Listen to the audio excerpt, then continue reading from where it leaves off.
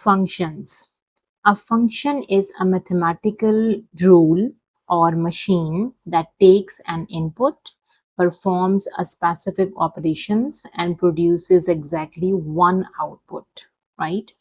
Inputs are the values you put into the function, and outputs are is the value you get after applying the rule. But in function, there is a very important concept which you need to remember, is a function can never give more than one output for the same input. For one input, the output must be unique. That is the function. Okay, now let's practice some examples of function and understand what is the input and what is the output. So and what are the specific operations we have to apply to get the output, right? For example, if I have a function f of x equals to 2x plus 3, find f of 2, right? Now what the function is, the function f of x is 2x plus 3. So function is a special mathematical rule or machine that takes an input. So what is the input? This 2 is input. Function takes some input, perform a specific operations. What operations they have to perform? So when we are putting f of 2, when you give the input of 2, we can say 2 times of 2 plus 3. What are the specific operations we have to perform? We need to product. 2 times 2 is 4, and then we need to add 4 plus 3 is 7, right? So the specific operations are, we have to apply the product and addition, depend on the function, right? And produces exactly one output. You can see when you give the input of 2, you will get a unique output which is equals to 7. So you need to remember that for every input, there must be a unique output, right? So input are the value, is the value that you put into the function, which is 2 in this case, and output is the value you get after applying the specific operations, right? Now let's practice further examples as well. So in question number 2, if f of x is 3x plus 5, part A, find f of 2, f of 0, f of minus 3. Okay. Now the first part, we need to solve for f of 2. So what is f of 2? When you give the input of 2, 3 times 2 is 6, and 6 plus 5, which is equals to 11. The output is 11. You can see for one input, you will get one output, right? Now let me solve for part B. For part B, we need to solve what is f of 0. For f of 0, we can say 3 times 0 plus 5. 3 times 0 is 0. In 0, when you add 5, your output is 5. So just put the value in your x only, right? Okay, now for part C, solve for f of minus 3. So 3 into minus 3 is minus 9, and then plus 5. Minus 9 plus 5, which is 4, negative 4. Yeah. So every input, you will get a unique output, right? Now question number 3, if f for g of x is x minus 1 by 5, we need to find g of 2, g of 6, and g of 11. Let me start with part A and solve for g of 2. When x is 2, so 2 minus 1 is 1, and divided by 5, which is 1 by 5. All right. Now for part B, find g of 6, which is 6 minus 1 over 5. 6 minus 1 is 5, and 5 by 5 is just 1. All right. Now for part C, we need to solve for g of 11. G of 11 is 11 minus 1, which is 10, and 10 by 5, which is equals to 2. All right. Now, I hope you understand with these 3 examples what are the inputs and what are the outputs. For every input, you will get a unique output when then it is a function. If you will get more than 2 outputs, then that is not a function, right? Okay, now let's practice question number 4. If you have a function g of x, which is 3x minus 1 by 4, given that g of a is 2, find the value of a. Okay, so use the given information in such question. That is an exam style question. When you have g of a, we have given is 2. G of a, just replace x with a, which is 3a minus 1 divided by 4, which is equals to 2. We need to just solve for a. Okay. Now, how do we solve for a? We need to cross multiply 3a minus 1 4 times 2, which is equals to 8. Right. Now here 3a is equals to 8, and shift this minus 1 on the other side becomes plus 1, which makes you 9. And a is equals to 9 over 3, and 3 times 3 is 9. And from here you will get the value of a, which is equals to 3. All right.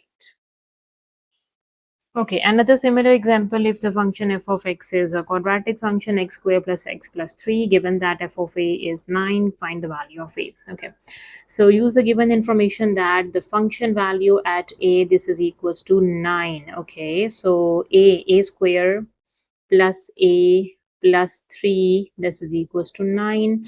Now we have a square plus a plus 3 minus 9 equals to 0. You have a square plus a minus 6 is equals to 0. Now this look like a quadratic equation, and a variable a, you can factorize it or solve by quadratic formula. This is up to you, right? So I think factorization is easy. X square a square coefficient is 1, and the constant term is minus 6. 1 times minus 6 is minus 6. And if you can do 3 times minus 2, this is also equals to minus 6. And 3 minus 2 gives you 1, which is the midterm, which is plus 1. So we can easily break the midterm, which is a square plus 3a minus 2a, and minus 6 is as it is. Now we need to combine a, take a common from the first term and the second term. From the last two term, negative 2 is common, so a plus 3 is left. Okay, now we have two factors, a plus 3 and a minus 3. We have done these examples in factorization. If you are not getting how I'm solving the factorization, you can check the factorization video. Okay, when the two factors are equals to 0, we can put them separately equals to 0 to get the value of a. So here you will get two values of a. So a value is minus 3, or a is equals to 2. So you have to consider both the values unless or until you have some restriction on the function that the x values must be more positive or negative, right? Then you have to pick the one value. But if there is no restriction in the question, you have to consider both of them.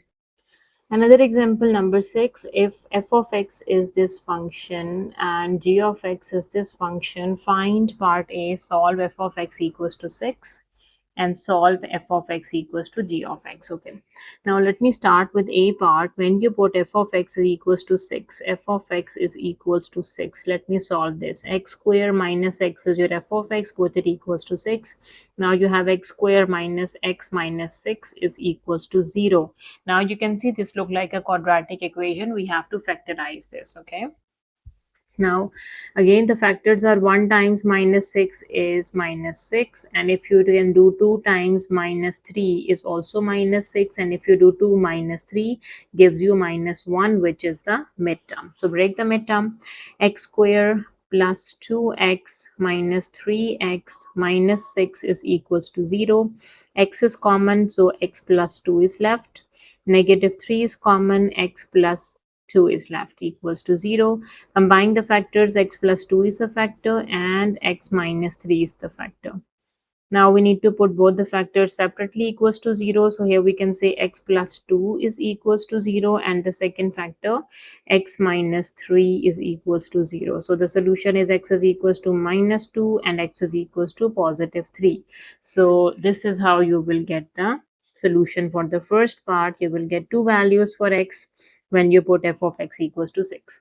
Now for part B, solve f of x equals to g of x. When you put both of them equal, what solution you will get? Okay, so f of x is x square minus x. Part B, f of x is equals to g of x. X square minus x is your f of x. Put this equals to g of x. X square minus 3x minus 12.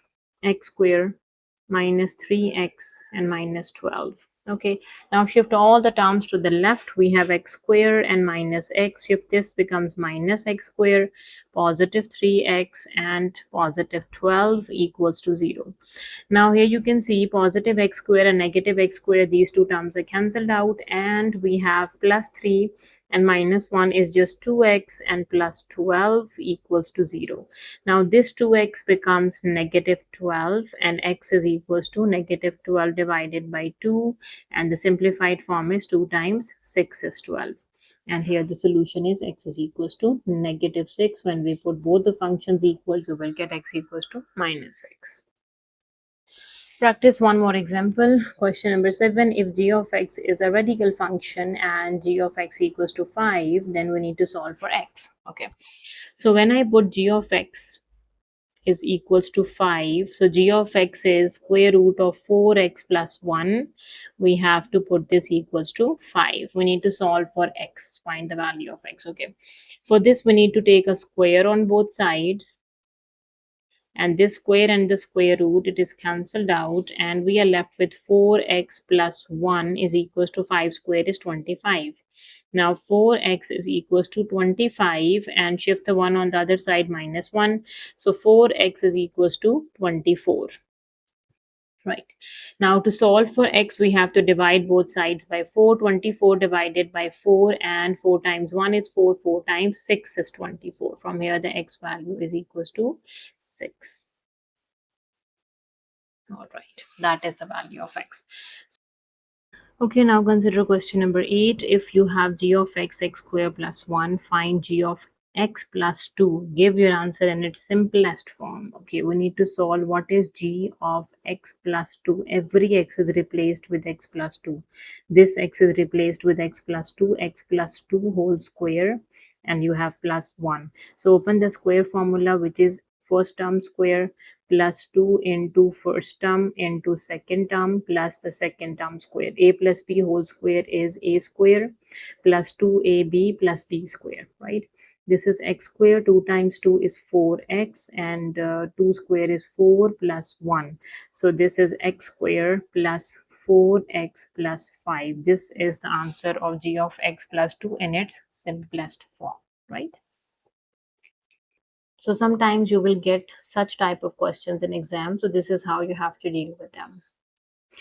Now consider question number 9. In f of x is 2x minus 3. Find the value of x when f of x equals to 7. Just put f of x equals to 7 and solve for x, right? This question I'm going to give you as a practice. You have to practice this question and send me your answer in the comment section, because we have done so many questions related to this question number 9. Question number 10, this is a different question. If the function h of x is x to the power x, right? X is greater than 0. Part A, calculate what is h of 0.3, giving your answer correct to 2 decimal place. In part B, find the value of x when h value is 256. Okay, so this is a different function. So before we have only done the linear function or the quadratic function, right? This is the exponential function. Okay, now we need to calculate h of 0.3. So how do you calculate it for part A? Okay, so here you can say x value is 0.3 and its whole power is 0.3. This is how you calculate it up to 2 decimal place. Okay, 0.3 to the power 0.3. This is up to 2 decimal place, 6 and 9. This 9 is at the second decimal place, right? And the next digit is 6 more than 5. So add 1 in the 969 turns to 70, 0.70. This is answer up to 2 decimal place, right? Now let me solve for part B of this question. We need to find the value of x when you put h of x is equals to 256. Okay, h of x is x to the power x is equals to 256, means x, the base and the power must be same, means 1 to the power 1 is 256, 2 power 2, 3 power 3, 4 power 4. You need to guess and check here, right? Okay, so here if you can do, when you guess 1 to the power 1 is not equals to 256. When you take x2, 2 to the power 2 is also not equals to 256. 2 to the power 2 is 4. 3 to the power 3 is 27, not 256. 4 to the power 4. This is equals to 256. Let me show you on calculator. Okay. So 1 to the power 1 is 1, 2 to the power 2 is 4, 3 to the power 3 is 27, 4 to the power 4 is 256, right? This implies your x should be equals to 4. This is how you have to deal with the other functions, right? Question number 11, we have the function f of x and g of x. Solve the inequality. We need to solve this inequality, right? Inequality is f of x is greater than g of x, because in function sometimes you come across inequality as well, right?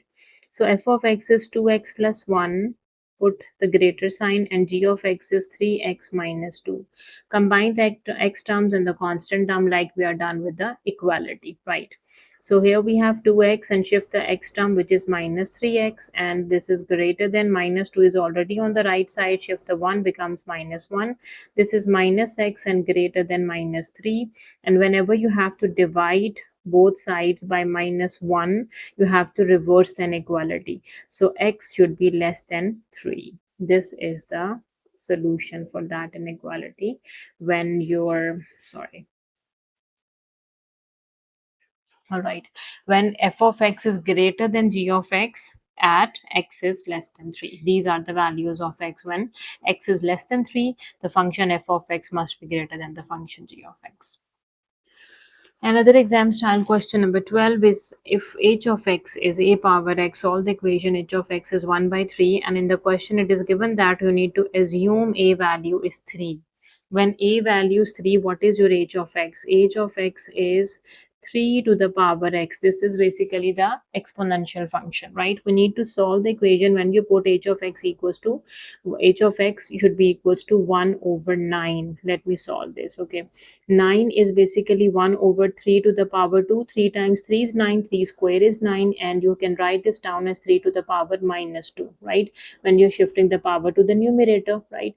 Okay, now here you have 3 to the power x equals to 3 to the power minus 2. When the bases are same, you can easily compare the powers.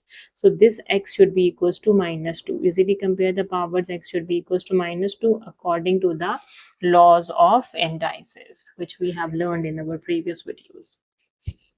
Question number 13, if g of x is 2x minus 1, find g of 1 by 2. This is again a very simple question. I'm going to assign you as a practice. We have done deal with already the linear functions, right? We did a lot of questions related to that. Okay, practice this question and the one before I assigned you. Send me the answers of these two questions in the comment section. So I hope you understand what are functions, what are inputs, what are outputs. So every function, when you give one input, you will get one output. So this is the main thing which you need to remember in function, that function can never give more than one output for the same input, right? So these are the basic definition and some basic questions which you come across in O levels and IGCSE mathematics related to the functions. I hope you understand it. If you still have any queries related to the topic of functions, you can ask me in the comment section. Thank you for watching. See you next time. Take care.